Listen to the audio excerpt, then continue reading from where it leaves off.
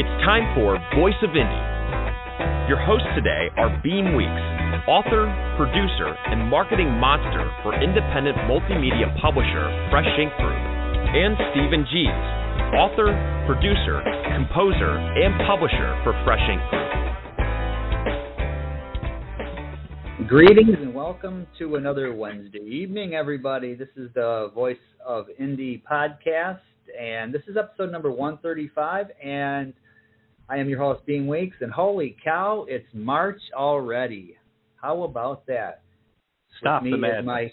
With me is Mr. Stephen Gies. How you doing with your jaw there tonight, Stephen? The anesthetic is wearing off, so I'll let you know about halfway through the show.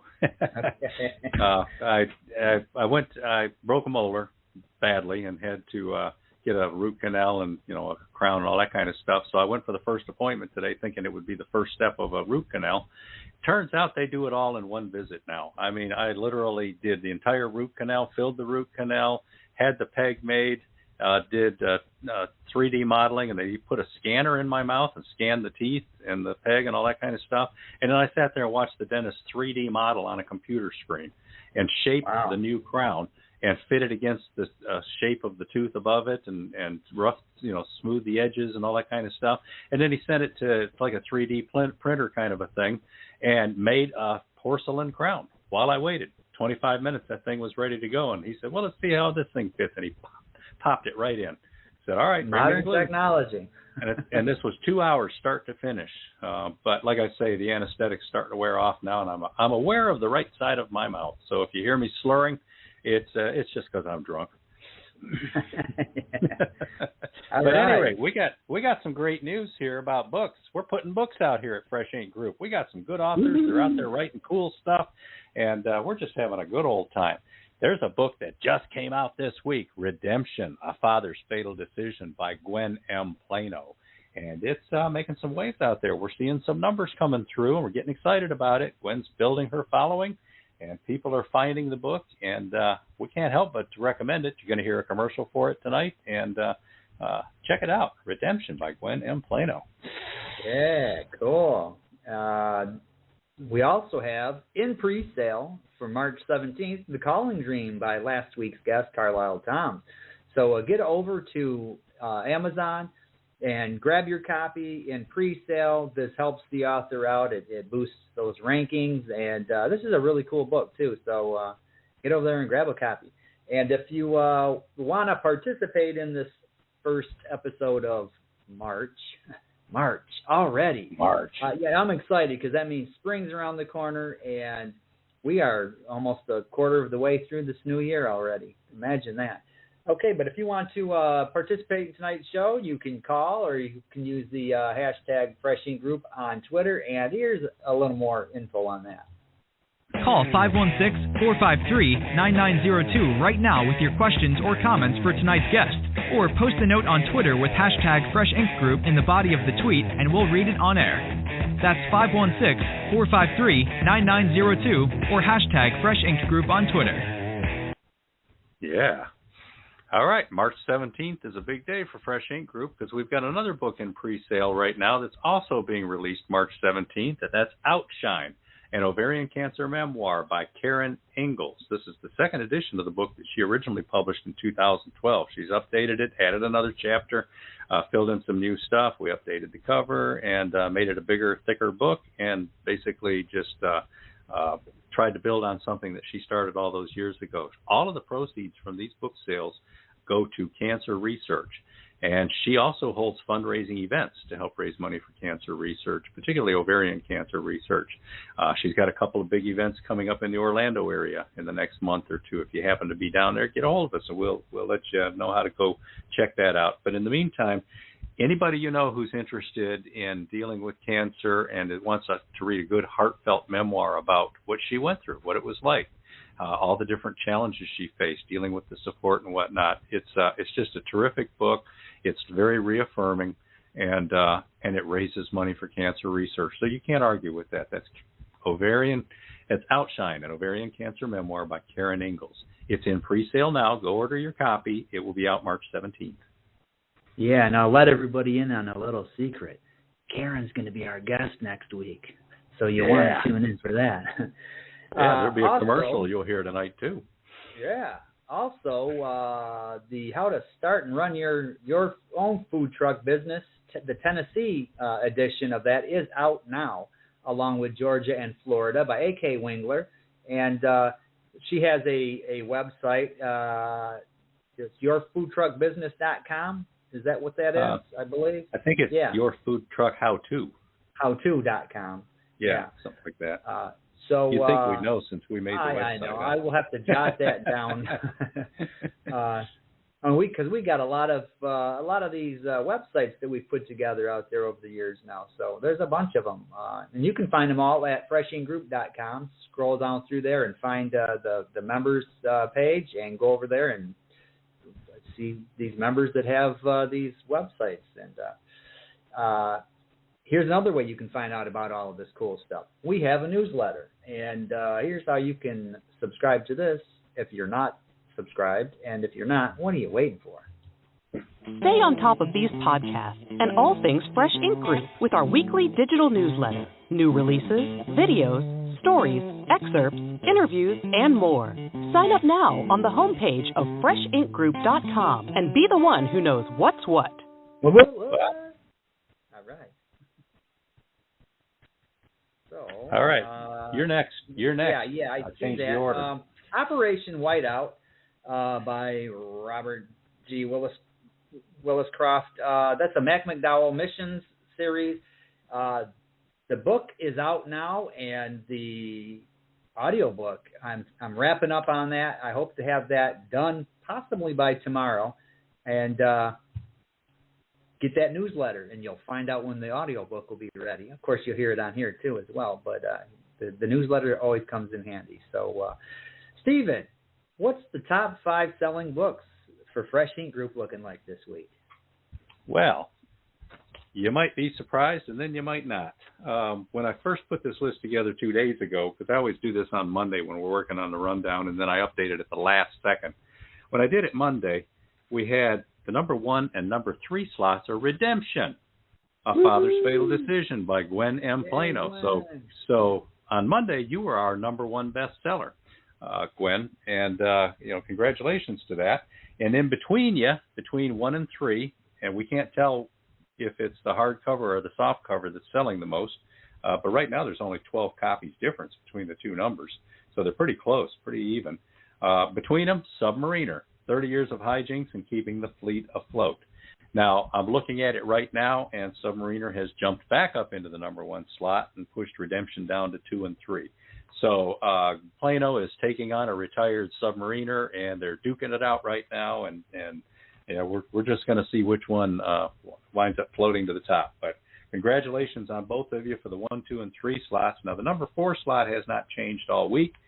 Outshine, an ovarian cancer memoir, 2nd edition by Karen Ingalls, who I heard is going to be our guest next week. Yeah. And then in the number 5 slot, The Calling Dream by Carlisle Toms, who was our guest, last week, 2 weeks ago, something like that? I think it was last week. Yeah, so congratulations to all of you. All of those books are doing very well. And Gwen, I believe, hit Amazon number 1 bestseller for about a week in there as well, too. So kudos to her for accomplishing that. Now, before you move on, you want to mention Verwayne Greenhoe's Stella that he's got over on Twitter? Okay. Verwayne Greenhoe on Twitter says, I finished my Vela project. I hate my mother, and I was able to put paid to a long run of nightmares. The link to the project is below. The ebook and paperback versions are out, but reading the Vela versions is cheaper for the reader.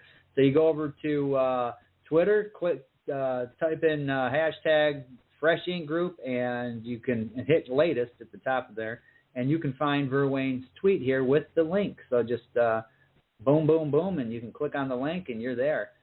And Verwayne also said, best of luck with your dental issues, Stephen. Yeah, definitely. Now, listen, people, when you're over there looking at these tweets, send us one. Put hashtag Fresh Ink Group in it. Make a comment, ask a question, threaten us. I don't care, Just crank it up and participate a little bit. We just get all happy and excited when we see people out there. Yeah, and here's a little info for you new listeners. If you're new to the program and you want to know what this program is about, we've got an archive full of 134 other episodes of this show, and you can check out. We've had a bunch of wonderful guests over the years, and if you are a long-time listener and you got a favorite episode that you want to replay over and over again, we got those there. Here's how you can find the archive. Find your favorite show in the Voice of Indie archive on YouTube at Fresh Ink Group, StephenGees.com, BeamWeeks.com, FreshInkGroup.com, and on Spotify. And now you can listen on iHeartRadio, Google Podcasts, and tune in. Just search The Voice of Indie, all one word. All right. So, Beam, let's go ahead and play Gwen M. Plano's trailer, and then we'll introduce this week's guest. All right. Family secrets can be deadly. When Lisa visits her parents one fateful Saturday morning, she hugs her father and takes her suitcase to her childhood bedroom. The doorbell rings, and 1 minute later, her father lies dead on the floor, 3 bullets to the chest. The death of Eric Holmes sends shockwaves throughout the quiet neighborhood. But for the Holmes family, it's devastating. In this fast-paced psychological thriller, Lisa and her brother embark on a quest to solve the mystery of their father's murder. The journey takes them into a secret world where nothing is as it seems. Once the puzzle pieces begin to coalesce, they realize that their father had multiple lives. As the facts unravel, the siblings discover the true meaning of redemption. Gwen M. Plano's Redemption is available worldwide in softcover, jacketed hardcover, and all ebook formats. Published proudly by Fresh Ink Group. Redemption by Gwen M. Plano. All right. Now, very cool video for that. Get over there to YouTube and check it out in the Fresh Ink Group channel, and make sure you subscribe to our channel while you were there. Now, you don't have to turn on the notifications, so you don't have to be notified every time we post something. Just go ahead and just subscribe and check it out every now and then. We try to keep it interesting. So a couple of quick mentions here before we move to tonight's guest. Joe Conjal has joined us on Twitter. I believe it was Joe's turn to bring the snacks, wasn't it? As tonight's guest will tell you, I'm all about the snacks. I don't care if I've had a root canal. I'm all about the snacks. So welcome, Joe. And another mention is we have Dr. Helen Burrell on the phone listening in through the phone tonight. So we want to welcome Dr. Helen. At some point we'll pop over and see how she's doing as well. So we're glad to see that she's joined us. Glad you're doing well, Dr. Helen. All right, let's get to tonight's guest. Boy, this is exciting. This is the second time we've had her on. It's one of our favorite people, one of our favorite writers, one of our favorite Texans. And that's saying a lot because we know a lot of people in Texas. Yes, we do. Joan Hall has always loved a good story. Some of her earliest memories are the times when she listened to her mother tell something about herself or her family. Although she enjoyed all of her stories, the ones that involved suspense or mystery fascinated her most. Even as a child, she would think about the what-ifs and was intrigued by inexplicable happenings. Joan became an avid reader, and this developed into a desire to write. She started by scribbling short stories. She dabbled in poetry in her early teens, as did many of her friends. At age 17, she wrote a short YA novel by hand, but it was a long time before she wrote another piece of fiction. She writes mystery and romantic suspense. She also delved a little into science fiction for her time travel story, Gold Wings, which is included in the anthology Quantum Wanderlust. Her upcoming series will feature legends and folklore. She's not superstitious. She'll purposely walk under a ladder or cross a black cat's path. In fact, one of her cats is black, and he found his way to her home. She likes solving mysteries and once thought being a private detective would be an exciting job. Welcome to the show, Joan Hall. Welcome, Joan. I'm glad to be here. All right. So, what is your weather like? We've always got to cover the weather. It is warm at 73 outside right now. We do have thunderstorms and possible hail and flooding in the forecast for tomorrow, but, who knows what's going to happen. One thing about Texas weather, if you don't like it, just wait and it's going to change. So. Yeah. We say that about Michigan weather. Yeah, I've been hearing that all my life about Michigan, too. But yeah, here in Alabama, we're about, I think, 70 right now as well too. So it's been beautiful weather this week. But the storms are 37 coming. here. 37 The storms are coming. In fact, they're talking tornadoes across the state on Friday, which is the day that my lady friend and I are traveling to Birmingham to see the Symphony of the Planets by Gustav Holst, one of my all-time favorites. So I hope the tornadoes don't get us before I get to hear that music. Yeah. Yeah. So, lifelong Texan, Joan. Where have you lived prior to Texas? I am a lifelong Texan. I was born in Dallas and moved to the eastern part of the state, about 90 miles from Dallas. My parents moved here when I was a toddler, and so I never left, except for, I guess you could say I lived in Alabama for a brief time. My grandparents lived in the northwestern part of Alabama near the Muscle Shoals area, and when they became ill, I went back with my mom, and we stayed there for a couple of months, and I actually went to school there for a month or so. Other than that, I got back to Texas as fast as I could. So where in Texas are you? In the eastern part of the state, near Tyler, in a small town called Lindale. And if any country music fans are out there, it's Miranda Lambert's hometown as well. Oh, all right. So you're just, couple hours from Hill Country then, is that right? About 3 or 4.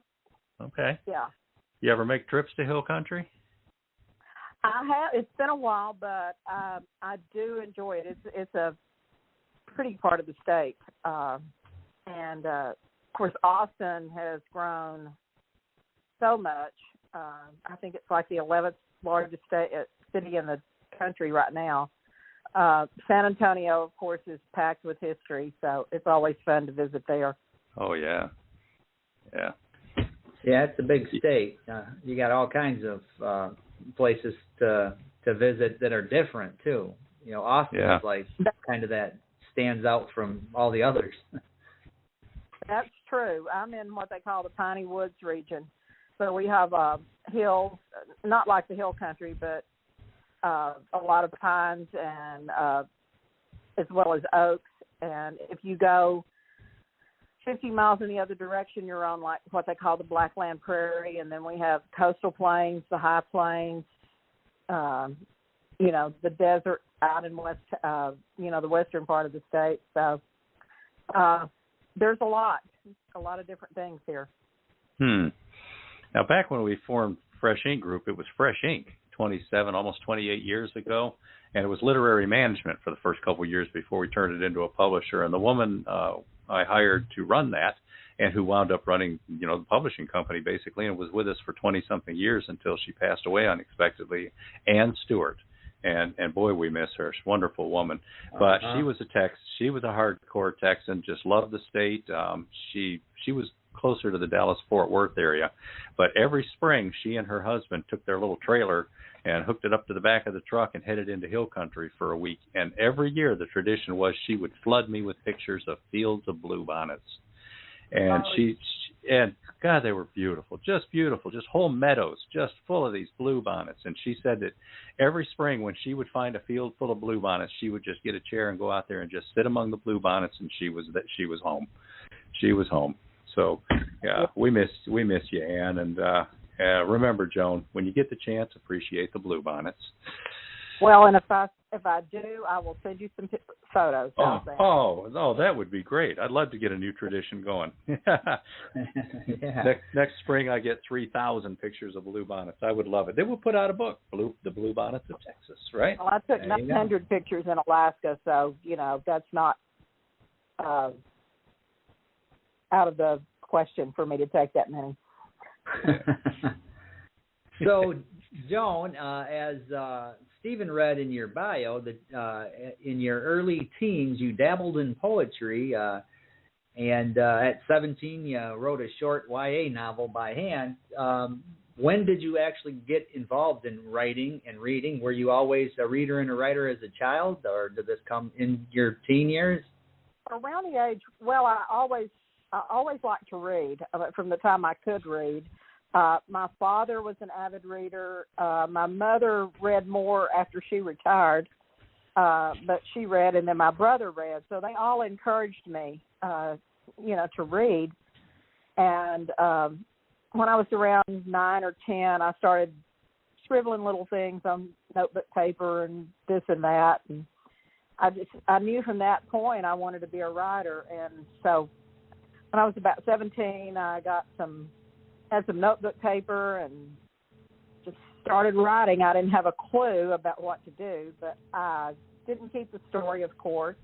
I mean, it was a teenager writing about teenagers, nothing that would interest me now, but I do remember that I had a character arc. I had a plot, and I probably did a lot of telling and not showing. I know I did that, but I finished it. Never did anything with it, but I remember my characters. Do you still have it? No, I threw it away a long time ago.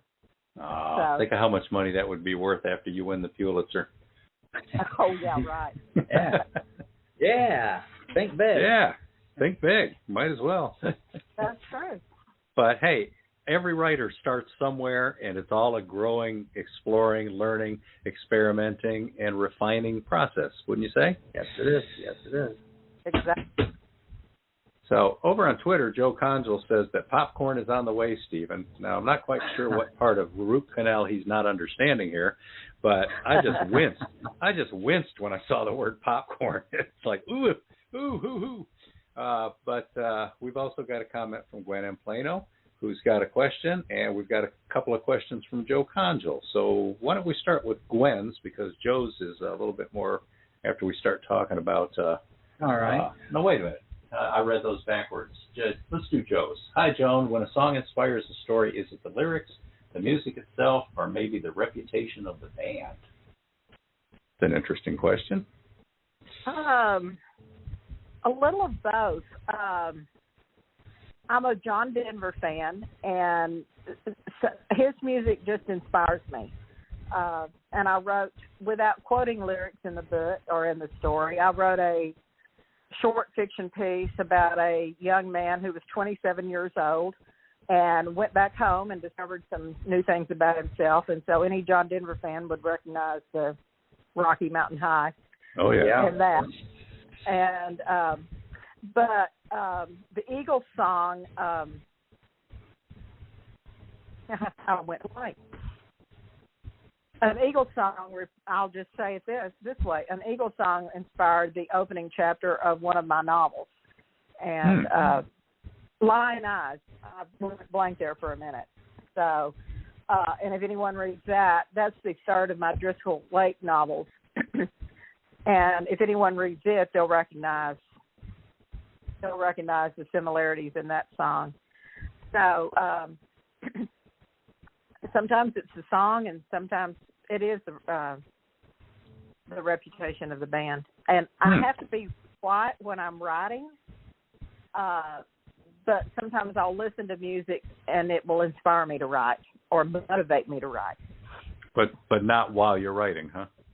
Not while I'm writing. It's funny how people vary like that. I can't listen to music and write at the same time. Couldn't even either if I tried.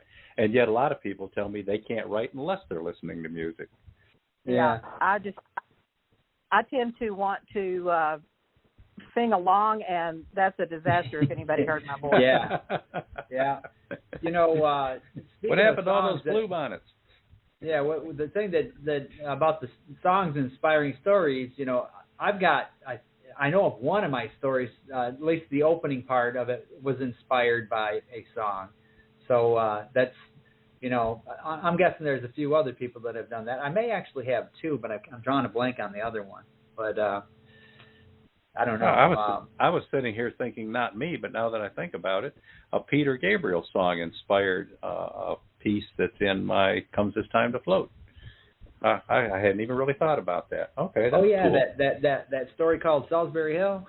No. yeah, that one. The one make out the check to Gary. Yeah. Yeah, why don't we bang out 2 of these commercials here, and then we've got a Well, how question about from Gwen in Plano. Oh, all right. Yeah, all right. We can do that. Do 2 of them? Yeah. All righty.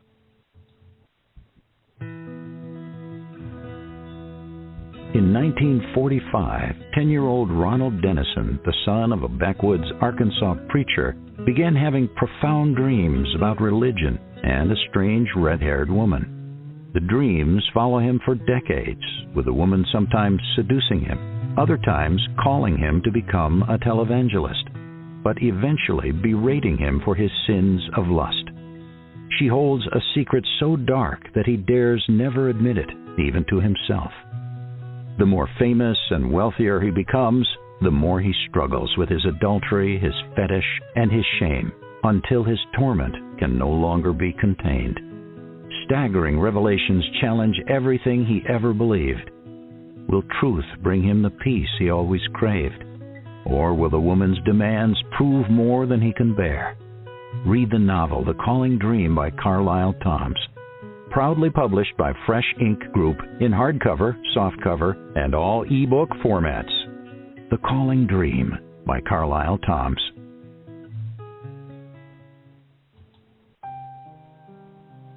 When Karen Ingalls was diagnosed with stage 2C ovarian cancer, she realized how little she knew about what was once called the silent killer. As Ingalls began to educate herself, she felt overwhelmed by the prevalent negativity of cancer.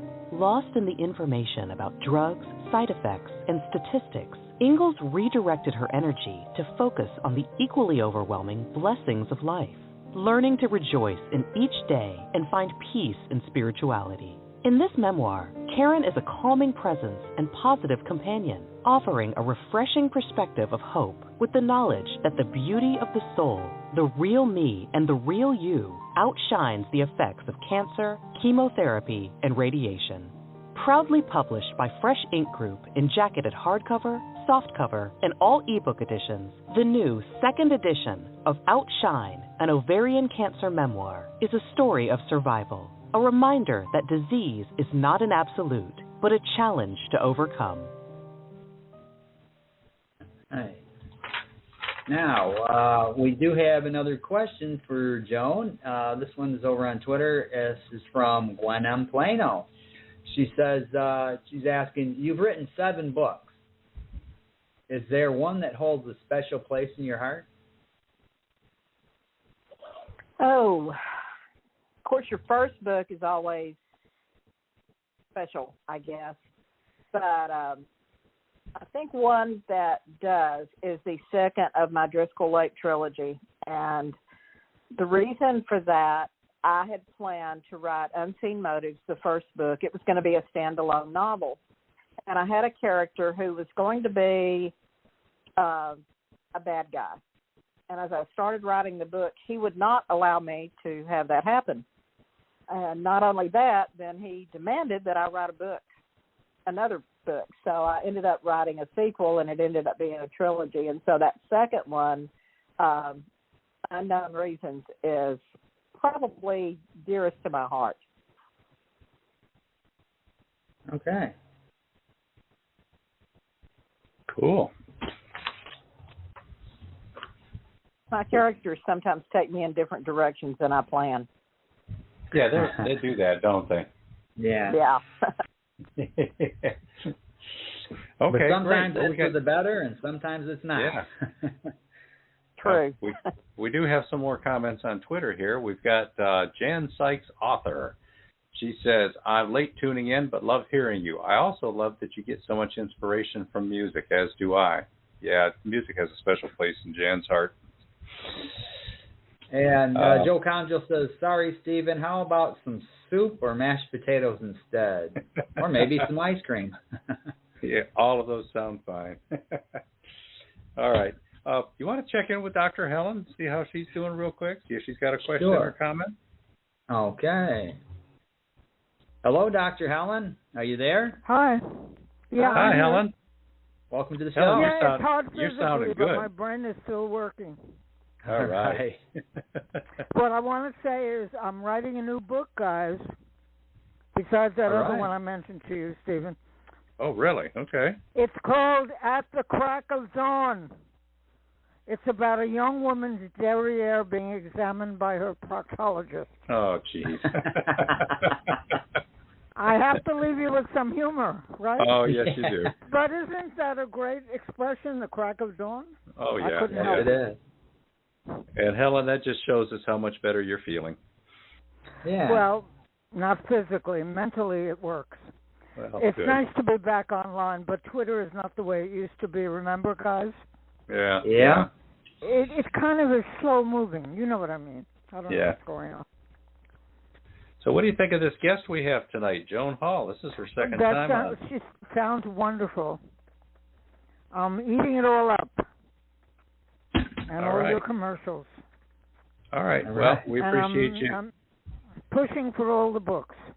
Good, good. Well, we appreciate your support, and if you want to just stay on the line and hang out, we'd be glad to have you.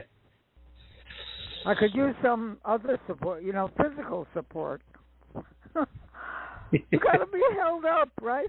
Yeah, I don't mean with a gun. You know what I mean. Yeah.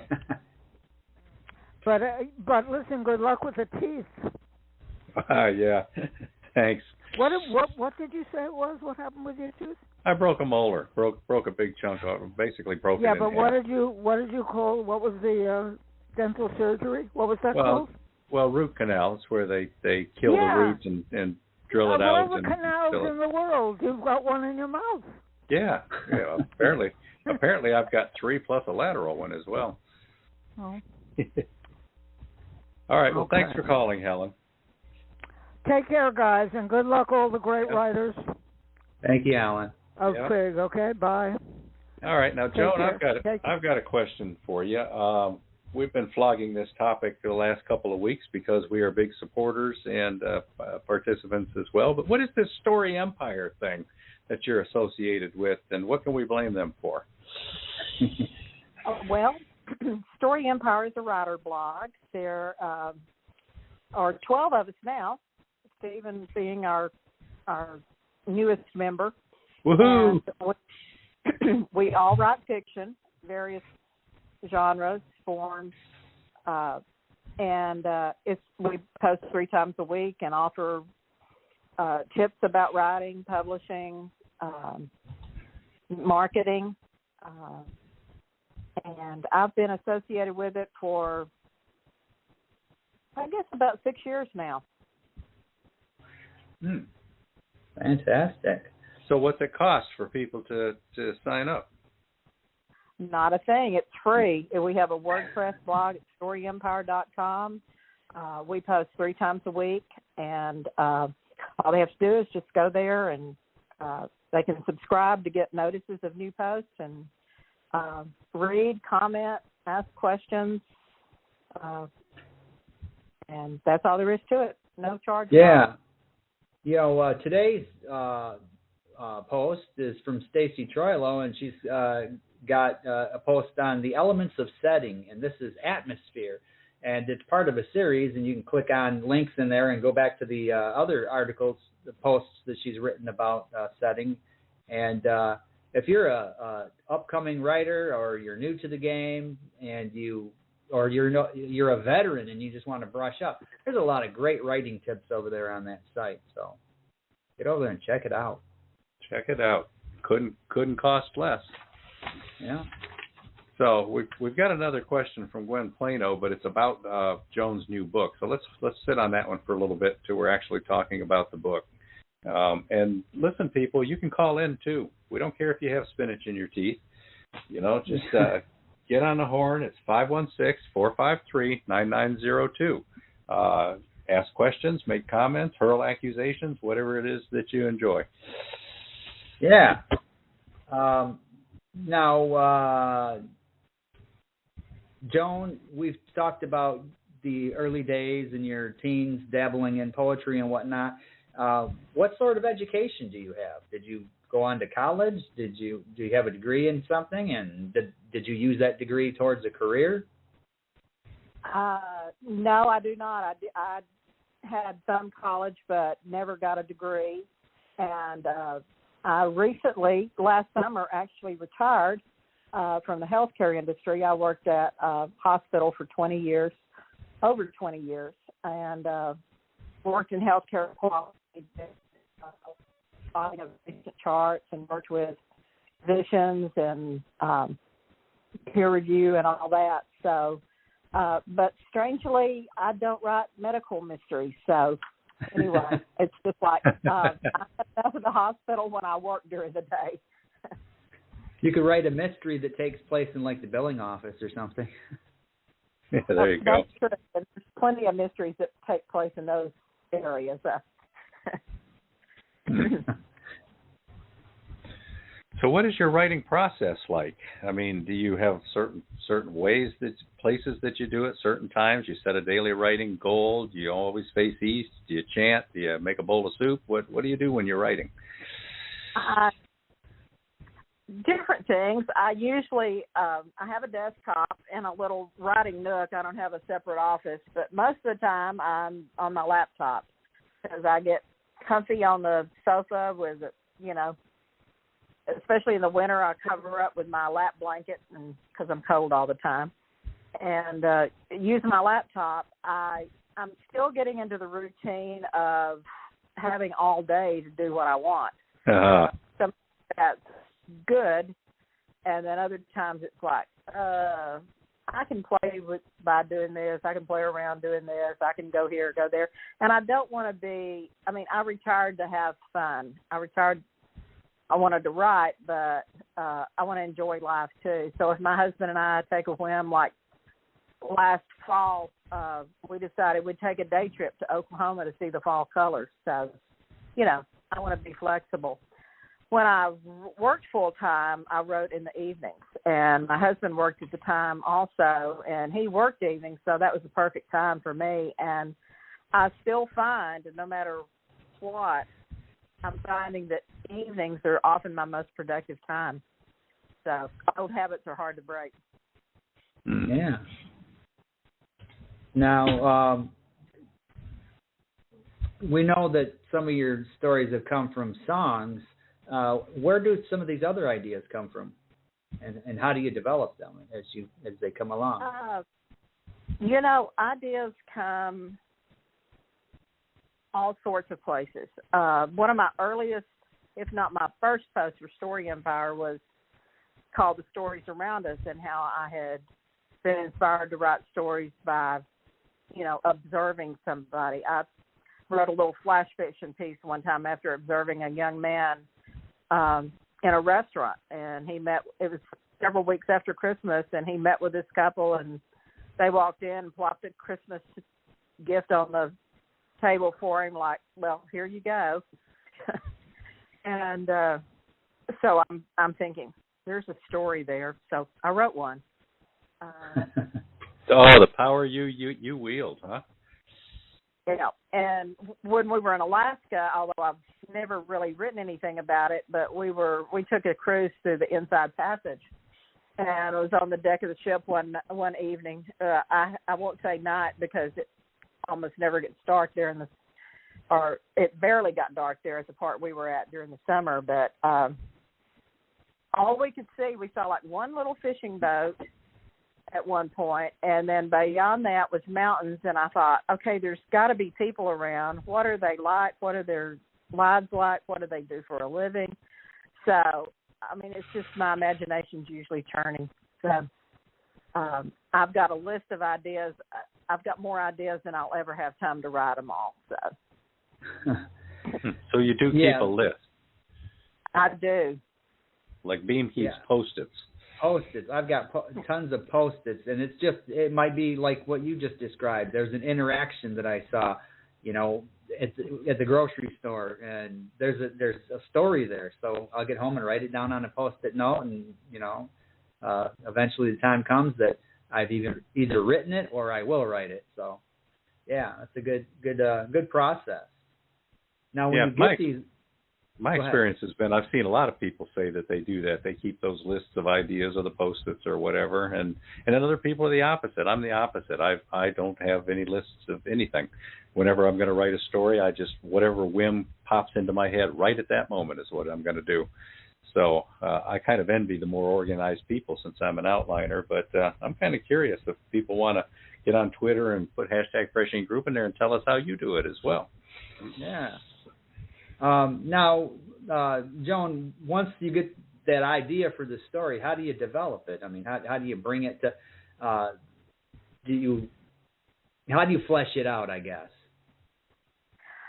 I'm not an outliner. I do plan some, but I have just a rough idea. I usually know how I want a story to end, what's going to happen, but it's getting from beginning to end. I don't know what's going to happen in the middle. So, I just, as I said, well, with the other book or the first book, my character took me in a different direction. So, and I'm flexible with that. And I've tried writing with a strict outline, and I feel stifled in my creativity. So I just do a rough draft. Like I'm working on a novel now, and I've got a list of ideas. This is what I want to happen. It's not even in a particular order, and so I just refer to that, and I write.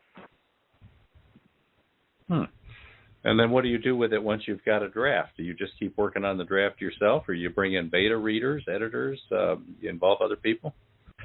I have a couple of critique partners, and we share online, and then usually send it out. Well, I say usually. We do send it out in Microsoft Word, and they'll make their comments and then back, and I review those and go from there and make changes. And they always are able to tell me how I can improve, so, or how I can write something better. So yeah, I don't know what I'd do without them, actually.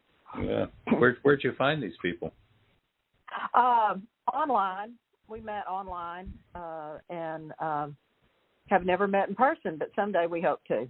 Oh, that'd be nice. Are these people who also write books or stories or whatever?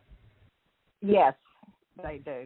And I have used readers. No. I for a while I used a former coworker who was a non-writer, and he gave me some, a lot of valuable tips. Oh, yeah. From a reader's point. So. In fact, that's sometimes more pure criticism, because they're not trying to look at technique and all that kind of stuff like writers are. They're just looking at what does this story mean to me, and that's sometimes that's the best feedback. But you mentioned that they are writers, which means they probably have something out there for sale. If you want to throw their names out there and show some love, let's do that. Okay. Well, I thank y'all for, I don't think they'd mind me saying so, but Stacey Troyo and May Claire. Oh, right. Well, I happen to know both of those people. Two have fantastic writers. I've read their work. So yeah, not only fantastic writers, but great beta readers and critique partners as well. So check out books by May Claire and Stacey Troilo, everybody. Yeah. All right. Now, we probably should run another commercial here and then get to Gwen Plano's question and start talking about Joan's books. All right. With good jobs so hard to find, especially in rapidly expanding Tennessee, owning your own food truck could be the best option. It's the least expensive startup, and you can be fully operational in mere months. The rules and regulations can be a bit complex, and no single source has offered all the answers. Until now. How to Start and Run Your Own Food Truck Business in Tennessee by food truck veteran A.K. Wingler is the step-by-step guide that takes you from good idea to great success. Sure, it's hard work, but exciting, mobile, flexible, and highly profitable. And you get to be your own boss and set your own hours. Proudly published by Fresh Ink Group, this book tells you how and where to make money in this exploding independent industry.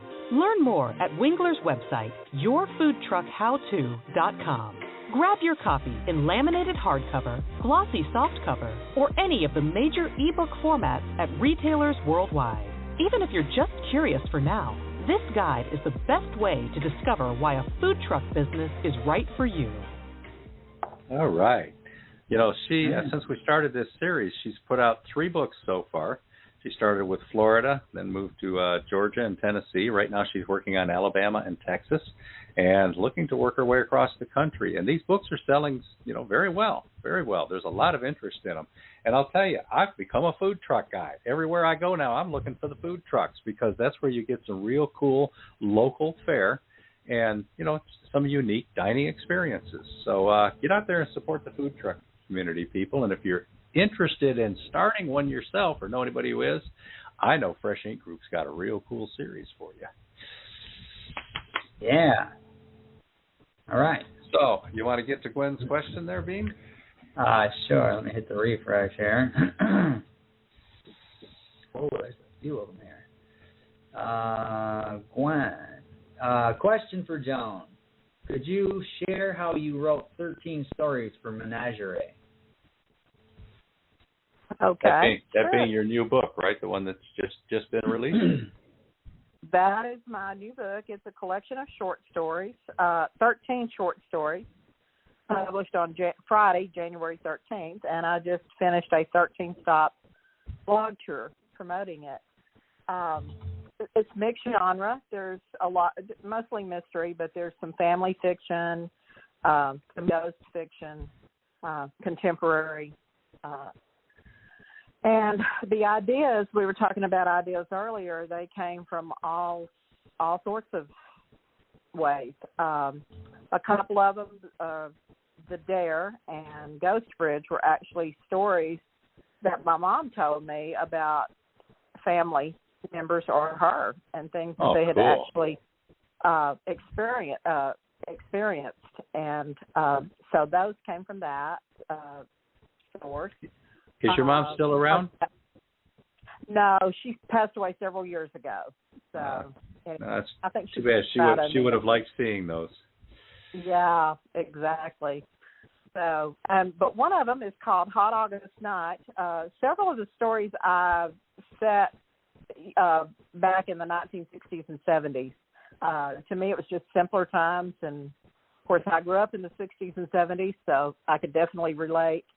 And but one of them is Hot August Night, and I was driving home from work one day, probably a hot August afternoon, and there's this little tiny town that I drove through, and they didn't have much more than a railroad track that went through there. And the idea came to me about a couple of people sitting on the porch, and it's a hot summer night, and the train passes through town, and with the noise of the train, something happens, and that's all I had.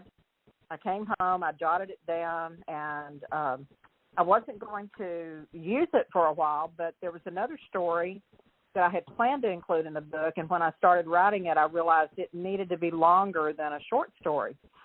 So I needed a replacement, and I looked through my ideas, and I found that, so I came up with the story Hot August Night.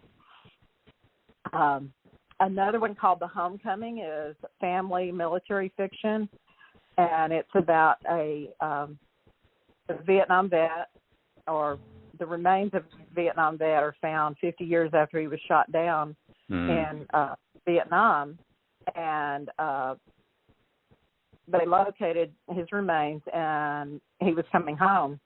And that was actually based on a true story that I saw on the Internet several years ago, about an Air Force colonel that actually happened. And they found his remains, they flew him home, and his name was Colonel Roy Knight, and the story just touched me. I mean, it'll bring tears to your eyes. And ironically, his youngest son, was 5 years old when his father left for what was his last year of duty, and he saw him off at Love Field Airport in Dallas. And the son later became a Air Force pilot also, and then went to work for Southwest Airlines, and he flew the plane into Dallas that had his father's remains. So wow. It was just a very touching story, and wow. I thought, I need to write something about that. So anyway, so as you can tell, different ways, all sorts of different ways that they came about. Wow, that's cool.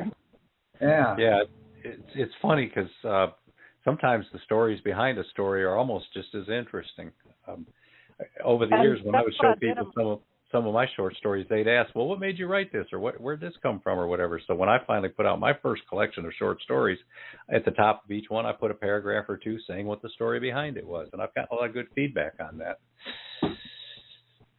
That's what my blog sure was. I told the story behind the story. So yeah.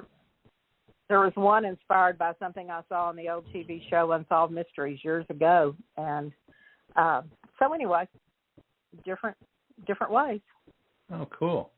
Now, over on Twitter, we got a couple of comments here. Jan Sykes says, I love that at Joan Hall writes, you just never know which characters are going to insist on telling their story. Yeah, sometimes in the middle of the night when you're trying to sleep. Isn't that true? That's true.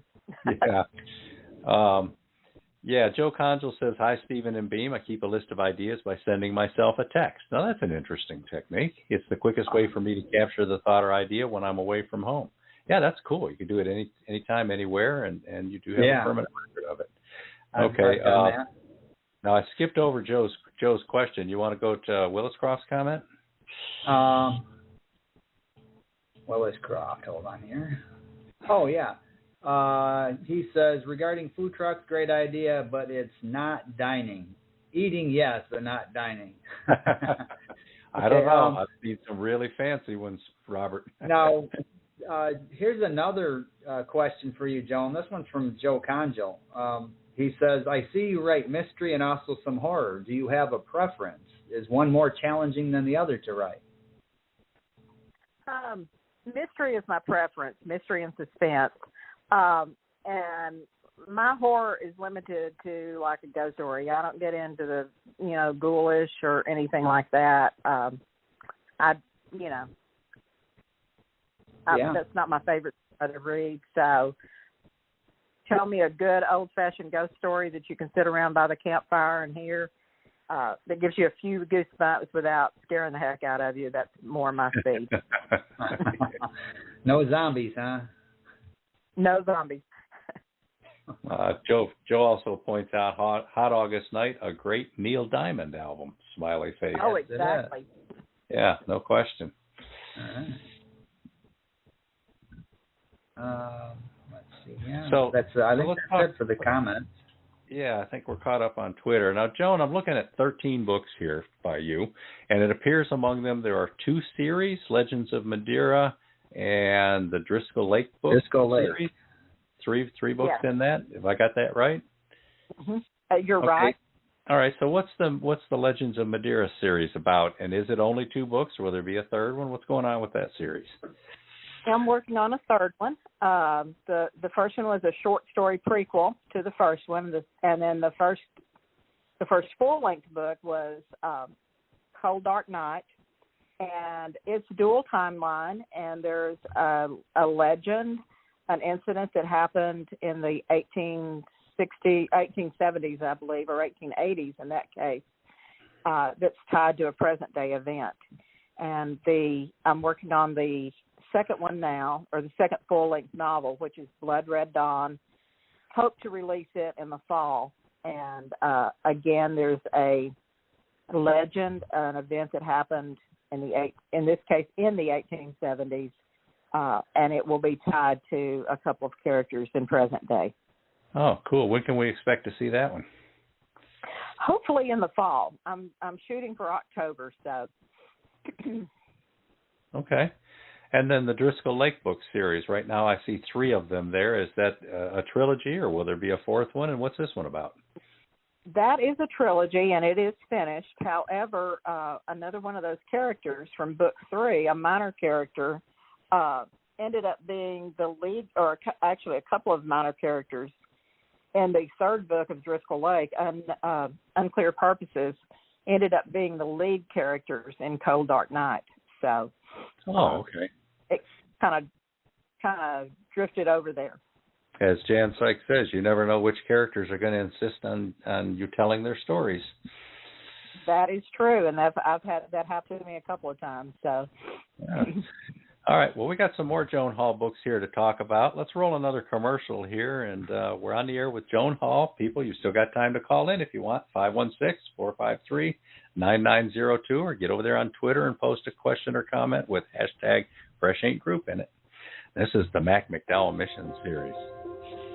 Now, from Fresh Ink Group and best-selling author Robert G. Williscroft, the Mac McDowell Mission Series.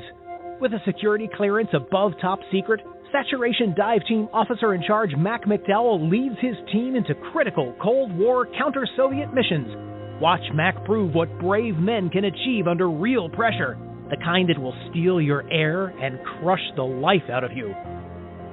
In Operation Ivy Bells, it's the summer of 1972 when Mac and his off-the-books Deepwater Espionage Group are conducting a daring undersea wiretapping operation to gather Russian intel and avert World War.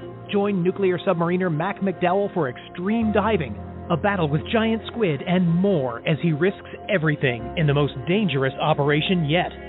In Operation Icebreaker, Mac McDowell is leading his submarine team for a mission to lay SOSUS arrays under the Arctic ice when they clash with a highly automated Alpha-class Soviet submarine. Overwhelmed by mechanical problems, the Soviet crew abandons their sub near Point Barrow, Alaska. The skipper launches DSR V-1 Mystic so Mac and his crew can board the empty sub and gather intelligence. The arrival of an even more advanced Soviet sub leads to breathtaking underwater clashes, with the specter of war looming. Will Mac and his crew be sunk by the Soviets, or will they safely return to Alaska, where Mac's new love, Kate, anxiously waits? In Operation Arctic Sting, Mac McDowell and his team capture the abandoned Soviet sub. Piloting their prize through the ice pack to the U.S. East Coast, they must evade or confront other Soviet subs trying to recover the ship or sink it. Breathtaking deep-sea clashes erupt, including hand-to-hand combat with Soviet Morskoy Spetsnaz divers under the ice. Too far from Toothus to escape, the Americans are accosted by a 5-ton orca. Will Mac's ship survive long enough to reach friendly waters, or will the men become just another meal for a deadly whale? In Operation Whiteout, Mac McDowell's Toothus tangles with Argentine subs in the South Atlantic, then confronts a Chi-Com sub off Thurston Island. Escorting a Taiwanese sub, Toothus is attacked by a Chinese Han-class sub and a North Korean AIP sub.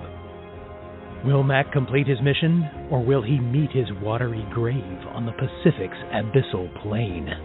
The McDowell Mission series by Robert G. Williscroft is available worldwide in jacketed hardcovers, paperbacks, ebooks from Kindle to Nook and Kobo and more, plus exclusive audiobook editions with music and sound effect. The Mac McDowell Mission series is proudly published by Fresh Ink Group. Take a breath and dive in for thrilling submarine adventures in every Mac McDowell mission. Operation Whiteout.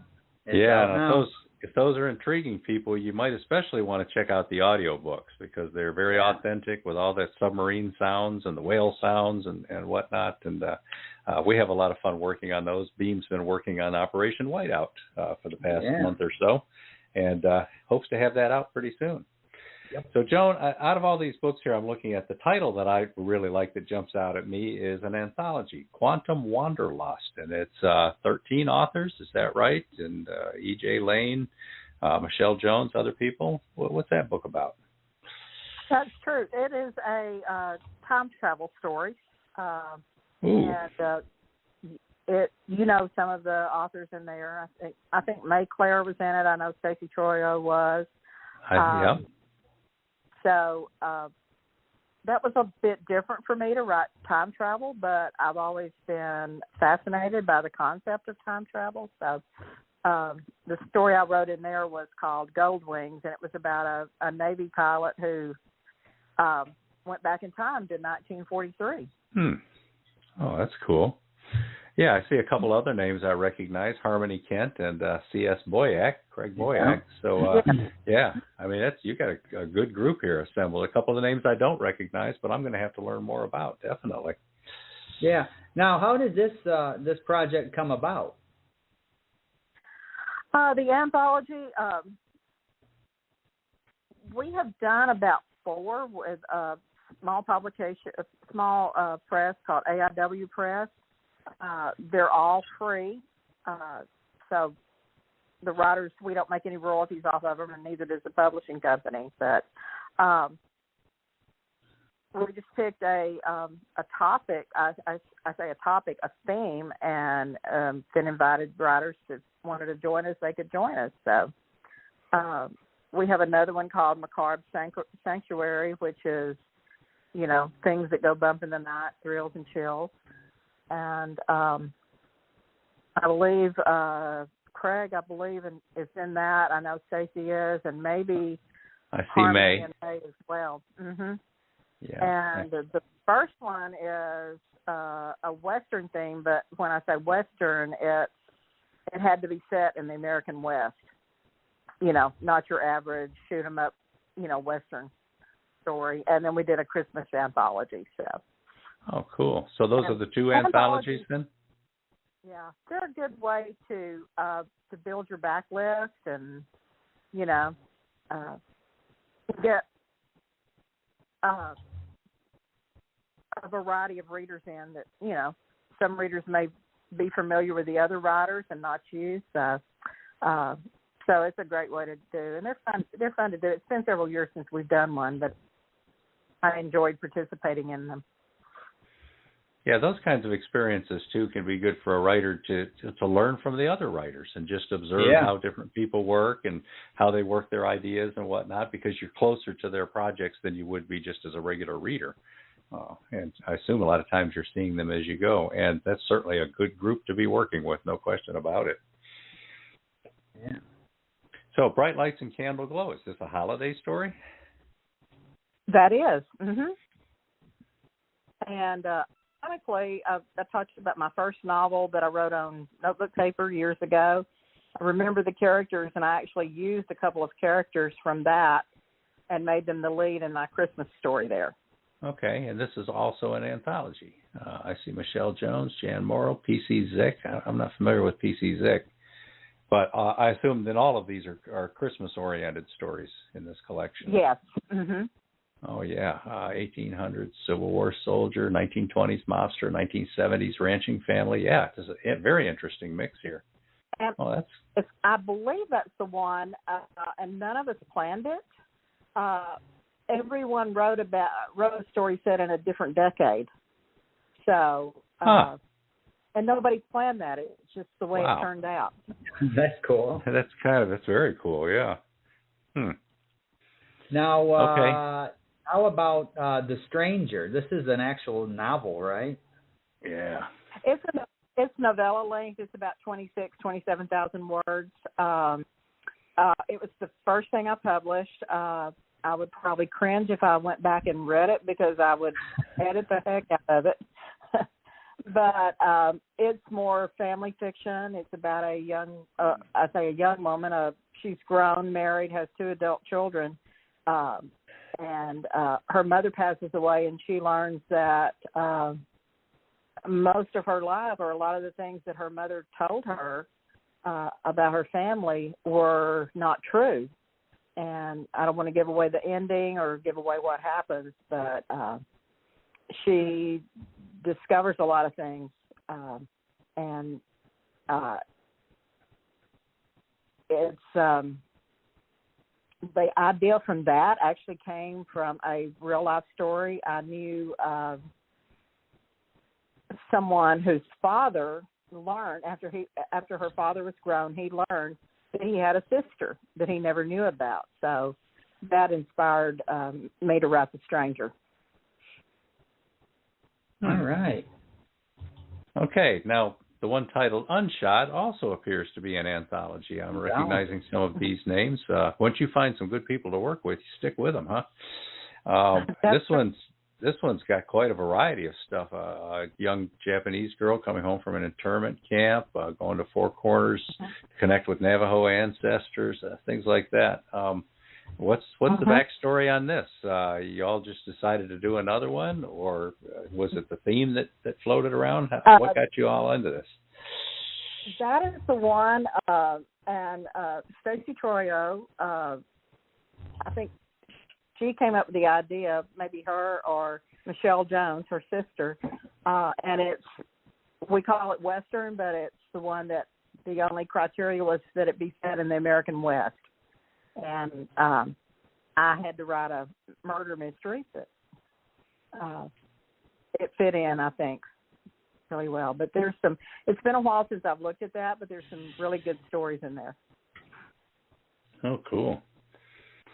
All right, so hold on, let me just throw this in here. So then you're talking about it's been a while since you looked at that. So you don't go back and read your own work from time to time? Not very often. Good, and I'm not alone in that because I don't either. Yeah, I'm like I said, if I redid The Stranger, I probably wouldn't recognize it when I got through rewriting it, but. I've got short stories. I try to improve with each book, and I hope that I have. Yeah, I've got short stories that people have mentioned, and it's like they'll tell me the title of it, and can you tell me what that one's about? I haven't read it since I wrote it. Yeah. Right. Yeah, it might be an interesting blog post sometime just to discuss the pros and cons of letting a story as it existed in that moment continue to exist that way, or whether or not you might want to improve, update, or change a story over time as well. I kind of like the idea of that's how I wrote then, and that's what I produced then, and that's what I was proud of at the time, and that's what I wanted to put out. And even though I might do that way differently now, that's not then. Leave then, and then work on something new. Do the next one a little differently or whatever. But on the other hand, there's a lot to be said for if you can take something from the past and make it even better, why not? So, gee, there might be a blog post in there, huh? I think my fear is somebody. I say fear, but I think if somebody found one of my early ones and they think, oh, that's mediocre, they might not want to read any of my newer things. So. There could be advantages to revamping old stories. Yeah, I can see that. Yeah. So what sort of fan reaction have you had? Have you done book signings or had an opportunity to meet fans or hear from them, via email or something? And what kind of brick reaction? Through the window. Yeah, brick through the window with a note tied to it. Well, a lot of online, of course. We have a great online writing community, I think. But recently, just last week, actually, a friend of mine who has read all my books, and I told her she needed to be my publicity agent, invited me to her book club. And she picked Menagerie as their book. I think they read a book once a month, and they take turns in picking the book. And so I went last week and had lunch with them and sold a few copies there. Oh, cool. Cool, great. I have time to do things like that now. Well, Joan, you have definitely established yourself as a go-to writer. So for those who are just getting going or shifting gears or maybe just retired from the healthcare industry and decided it's time to fire up that laptop and start putting some stories out, what kind of advice do you have for those people? My first advice would be write what you want to write. There's always people who say, I think you should write this kind of story, or I think you should write this. I had someone tell me, said, well, you could make more money writing magazine articles than publishing books, but I don't want to write nonfiction magazine articles. I want to write fiction. I would also say to learn everything you can about the industry. If you're just starting out, if you can find a local writers group. I used to belong to one that was invaluable to me. So I would recommend that. And if you can't find one locally, one online is great too. Wow, that's excellent advice. Yeah. So where can people find you online? At Twitter, Facebook, website? I'm on Twitter and Facebook. My website is joanhall.net, and so if you go there, you can find links to all my social media sites and as well as my blog, which is where I interact most on my blog. But I do have a website. I have a newsletter if anyone's interested in signing up for it, and I'm offering. And one of the stories in Menagerie, I had to cut a couple of scenes in, and so I decided to revise that scene and offer it as a free to newsletter subscribers. So, cool. Kind of like get the deleted scene of Friends. Yeah, the deleted. I was gonna say kind of like a deleted scene in a movie. All right, Cool. Yeah, and Right. if people want to get how-to advice from you from that group that you belong to, what's that website again?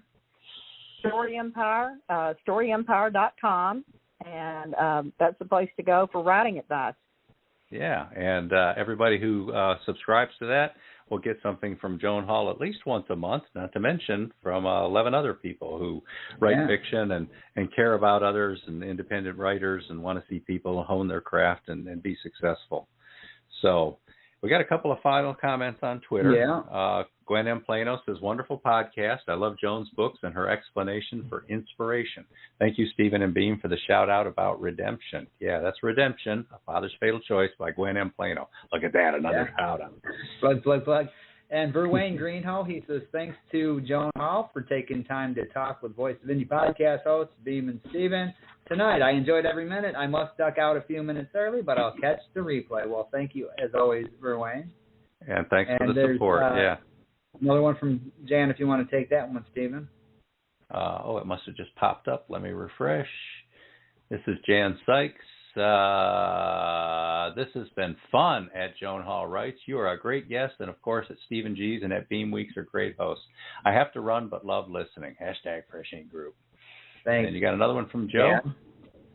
Yeah. Then I hit the refresh. Boy, they're just trickling in here. Yeah, okay. And she says, Joe Conjo, he says, thank you, Fresh Ink Group, Voice of Indie, Stephen G's, Beem Weeks, and, of course, tonight's guest, Joan Hall, for another interesting and fun show. And you can find Joan on Twitter at Joan Hall Writes. So get over there and follow her if you're not following her. Yeah, definitely. Now, next week, Karen Ingalls, and she's got that new book, the second edition, Outshining Ovarian Cancer Memoir. And then what do we got after that, Beem? After that is the aforementioned Verwayne Greenhow. He's going to stop by, and he's going to talk about, we mentioned his Vela stories throughout the course of this show over the weeks. He's going to come in and talk a little bit about that, about Vela and what it's all about. And he's also going to share his experiences with these AI stories, where you have this artificial intelligence and you tell it what you want and it'll write stuff for you. And, he's kind of just feeling this stuff out, seeing, what it's about. So he's going to come in and share something about that. And then after that we have John Howell, John W. Howell, another Texas writer. He's down there, I believe, south of Houston. And he's been a guest before. He also co-wrote with Gwen M. Plano the first book in the Contracts series. And he's got a new book out, the second book in his series. And we're looking forward to talking to him about those. And who do we got after John? And after that, we have Cheryl Carpinello. I don't know a whole lot about Cheryl, but we're going to find out when she's on the show. Yeah, she's a Colorado author. Yeah. And then we've got Judy Bowersox, who's also a Colorado author and heavily involved in the Colorado. Did I say Judy? Jody. Yeah, Jody. I think it's Jody. And I've got Judy on the sheet here. So I'm pretty sure it's Jody as well. But at any rate, she's heavily involved in the Colorado Authors League. So we're looking forward to talking to her about that. And then Patty who after that? Patty Wiseman. Patty. Yeah. We just booked her. I've got to set that up tomorrow. But, Patty Wiseman. She's been on before, I believe, hasn't she? Yes, she has. She's got a new book out. All right. Yeah. So. All right. So we're looking forward to those. And, again, thank you to our guest today, Joan Hall. We learned a lot about your books, a lot about you, and a lot about Texas. And it's always fun having you on. Thanks. I enjoyed it. It's always fun to be here. All right. Cool. Now, Beem, we've got 2 commercials left if you want to just roll them on our way out. No, we got 1 commercial left, right? One, I was going to say, do you know something I don't know? Yeah. All right. So, all right. Thanks, everybody. Thanks, week. Joan. And thanks, everybody, for their Twitter conversation. And thanks, Dr. Helen, for calling in as well and checking in with us. Bye, everybody. Bye. Bye. Submariner. 30 years of hijinks and keeping the fleet afloat.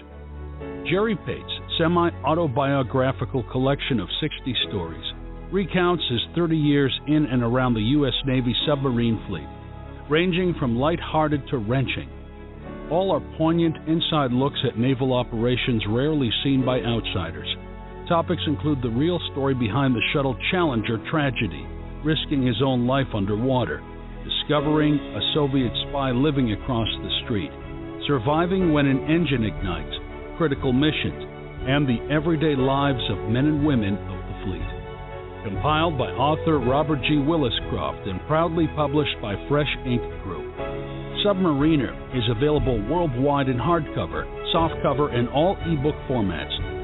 Dive into Submariner for hijinks and breathtaking adventure with this poignant memoir by a true American hero.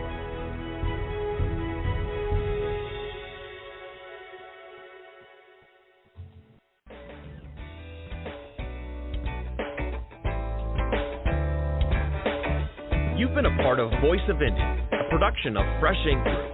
Spread the word, support our guests, then find us at freshinkgroup.com and be sure to hashtag Fresh Ink Group.